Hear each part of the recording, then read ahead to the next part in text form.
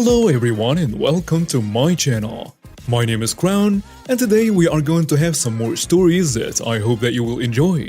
But before we start, it would be so much appreciated if you would subscribe to the channel, like the video if you enjoyed it, and maybe leave a comment down below. These simple clicks would mean a lot to the future of this channel and really reward the effort that I put in every day. And now, without further ado, let's go! First story. Karen rages via baby monitor at the army. Hi, I'm in the army. Recently, in the beautiful swamps of Louisiana, we were exercising.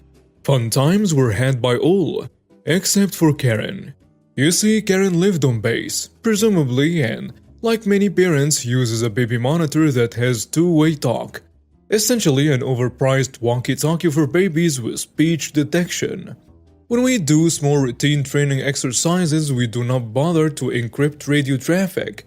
Finicky, temperamental 1892 edition hand-me-down radios are a pain. Also, hypothetically, anybody with a radio that can tune to those frequencies can listen in. Not sure why you'd waste your time like that, but do you? So the story. On the first day of the exercise at about 2 AM, I'm sitting in the command tent, listening for anyone who needs anything via radio. Aside from hourly checks that the radios are actually working, we do not have any night missions. So all quiet until at 2 sharp. This is why. Radio check, over followed by a child's voice going, "Hello?" The frequencies we use are supposedly closed by someone who gets paid more than me, who ensures they aren't being used by local radio or anything similar. In years of doing this job, I've never had an eavesdropper chime in. So, as any rational adult would in the dark of a swampy night in the romantically haunted swamps of the south, I was as calm as was reasonable to be. Holy hell, it's haunted. I kid you not. My heart skipped several beats. My equipment is poltergeist. I'm across the damn tent and the captain in there with me also heard it. So I'm not going crazy. We're looking at this thing like it just dropped a fat one on the dining table until someone else breaks the silence. This is why. Say again last over. And the child's voice again but scared. Mommy? So after the initial spookies wear off, it kinda clicks for us. Unencrypted traffic, probably some interference. Not a big deal. Log it in the book and move on.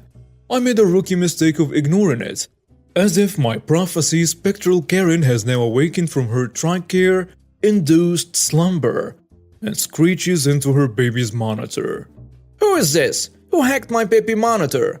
My baby cannot sleep with you soldiers doing this at all hours of the night. I have to get up early tomorrow and my baby is going to be cranky." Now introducing my captain. Passed up for promotion, exiled to night shift, and fresh out of cares to give.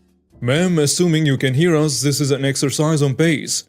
Please either change your channel or turn off your monitor. Who are you? Where are you? I'm going to report this to the military police.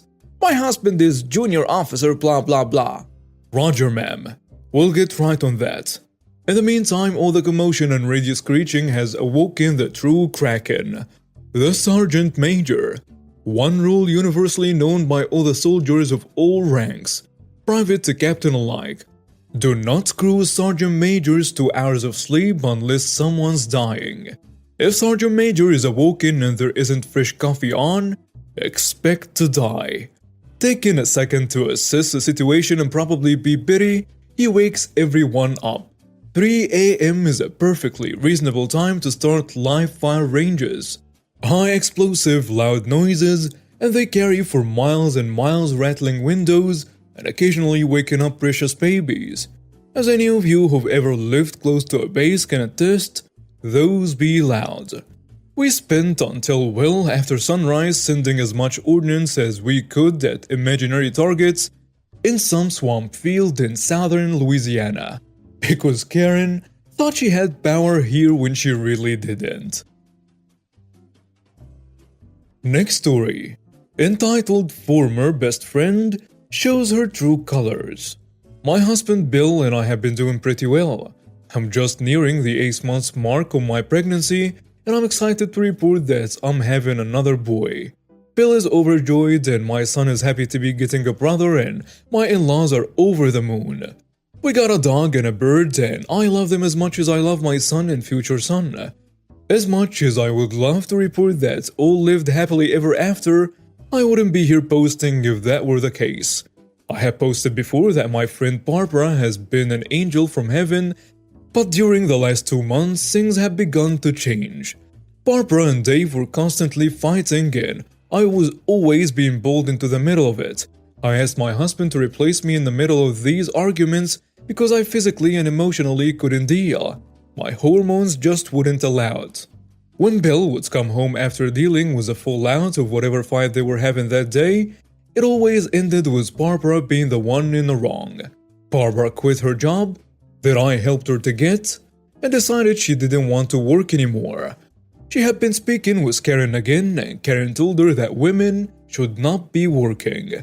I glossed over Karen's views in the past, but this crazy woman is living in the year 1950, where a woman's place is in the home, taking care of the kids, cleaning and cooking. She is highly religious, using God as her justification to be a bad human being, and she is super conservative and deep in the fog on conspiracy theories. She believes in Q and watches the news every single day. She is the living embodiment of the Karen stereotype. On one of the evenings, Bill was mediating between Barbara and Dave. I got a phone call from him, and he said he didn't think he could do this anymore because Barbara tried to throw herself at him when Dave walked out on her. Barbara was screaming in the background and having remembered my husband's transgressions before I told him to come home immediately. When he got home, he told me as he was walking out, Barbara was promising him the world if he would leave me and be with her. That her mother said they would be perfect together, and me and Dave were leeches on the both of them. She could give him the children he deserves, and not some rat in the gutter that I was giving him. Yes, she said this about an unborn child. Needless to say, I was pissed. I called Barbara and asked her what the hell. She hung up on me without even answering.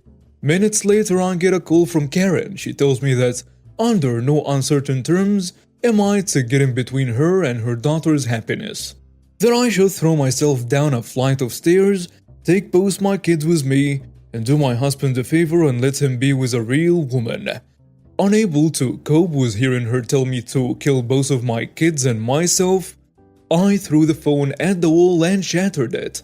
After the ordeal with my mother and all of the therapy I have been going to, also counting I'm super hormonal, my spine is stronger than ever, and I told my husband that if he speaks to that home-wrecking witch or her mother again, then it was over for good.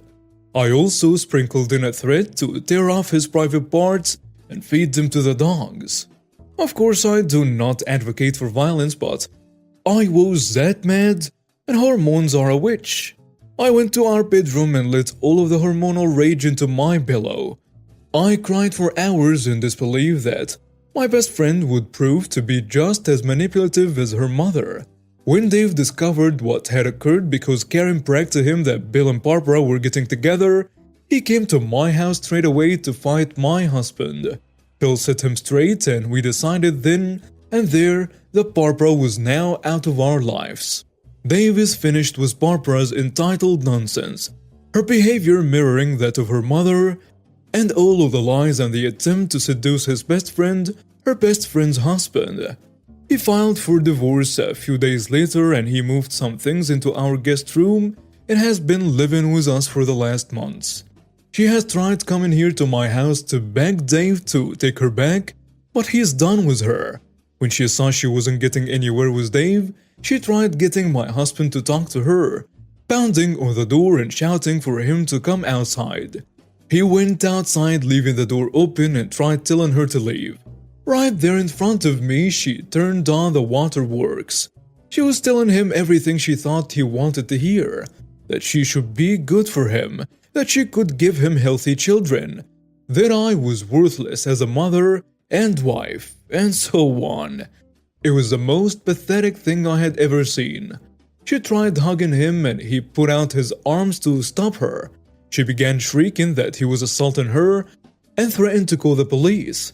I decided that was a fantastic idea, and I called him myself. I told the police my crazy ex-friend was harassing me and my husband and needed them to come take her away. Barbara was shouting at me that I was trash and a lot of other choice words, repeating Karen's words for me and my kids to die. I texted Karen and told her that she can have her trashy daughter back, but she is to leave me and my husband, Dave, and my children alone. She texted back that she will ruin my life for ruining her daughter's life. I told her that Barbara ruined her own damn life by listening to her and trying to get intimate with my own husband. I also mentioned that text messages cannot be deleted once they are sent, so I will be forwarding this to my attorney. And she never responded. Gotcha, witch. The police arrived and Barbara was escorted off the property. Bill did not want to press charges, telling Barbara to never come back and to go home back to our old state. She made her bed and now it was time to lie in it. Because she and Dave did not have a prenup, she wants to take everything from him. She now lives in the house, not paying any of her share of the utilities or mortgage. She is holding their pet hostage and even had the locks changed so Dave could not even get in if he wanted to. Karen is now down here living in the house as well. I know because I kept getting sent pictures of her and Barbara together by Barbara as a means of throwing it in my face. I ended up blocking her after telling her to go shove her gross incestuous relationship down someone else's throat. I kinda regret that one, but it felt good to say it at the time. Dave has contacted his family and an attorney. His grandparents offered $300,000 to Barbara and Karen so they will leave and sign over Barbara's share of the house. She can keep her car and the beds and all of her personal belongings, but the house and his car is all he wants. The attorney has yet to hear back from them, but I suspect they are dragging this out just to punish Dave. He is now living with us and has been deeply depressed to the point he has suggested killing himself just to escape the pain. He and Barbara were together for many years before they got married, and he feels betrayed and taken advantage of. He knows that he has us to lean on for support, and we will always be there for him, but I know he needs more than that. I suggested therapy, because he knows therapy has done me wonders and he is considering it. I'm truly heartbroken that the one friend I had trusted did this to appease the mother that abandoned her for so many years. I know my pain is nowhere near Dave's pain, but I still feel betrayed and used. I stopped giving people second chances, and Barbara will never get another chance. I'm happy to say that I'm doing okay emotionally, despite everything that's happened. No thanks to these crazy hormones. Update. We are in the process of getting a no-contact order against her and her mother Karen, so they leave us alone. So far, Karen's harassment has been minor and nothing worth noting. Karen drives by my house several times a day to spy on us and has shown up at restaurants we were eating at and will sit near us and glare at us. We just ignore her and go about our business like she's not even there, even though I do sneakily record her on my phone and she's on a Ring camera. I am crazy about keeping a record of everything. So far, Barbara has been radio silent since the last time she showed up to my house. Dave has been working a lot to try keeping his mind off of the current situation. Bill and I have begun talking about moving, but we cannot really bring ourselves to move again. We put so much money into this house, and it is becoming our sanctuary and we don't want to be chased out of here. My son loves his room and our nursery is finished in preparation for when I have my second child. We are currently remodeling 2 bathrooms and a kitchen. I love my house, so moving out is not an option right now. The last 24 hours we began getting some strange calls from people asking to set up appointments to come look at the house as they were interested in possibly purchasing it. We told them we aren't selling the house and to not call back. They were even calling last night while we were sleeping. The last person to call here, we asked them where they heard our house was up for sale. And they directed us to Craigslist where there was an ad for my house. The ad was almost too good to be fake, with pictures of the front of my house, my backyard, and interior pictures from some other house. The ad was listing the house for $1. Insulting, as we put nearly $200,000 into the house when buying it and another $45K just in remodeling that is still ongoing. My husband's business number was posted in the ad. We were able to get the post taken down, but the damage was done, so now we are having to tell everyone calling that the ad was fake and we were not selling the house. Most have been understanding, but a few were angry.